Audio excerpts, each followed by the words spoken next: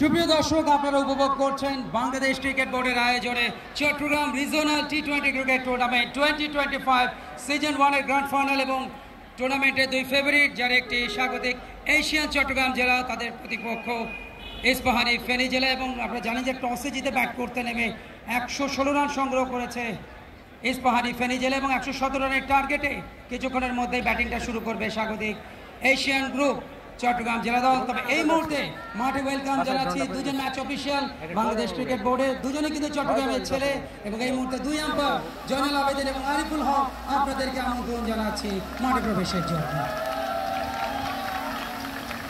এবং আমরা দেখতে পাচ্ছি দুজন আম্পায়ার যারা এই মুহূর্তে বলটা গ্রহণ করলেন, তাদের জন্য একটা শুভ কামনা করতালির মাধ্যমে এবং একই সাথে ফিল্ডিং করবার জন্য মাঠে প্রবেশ করছে এই টুর্নামেন্টের অন্যতম ফেভারিট ইস্পাহানি ফেনী জেলা দল।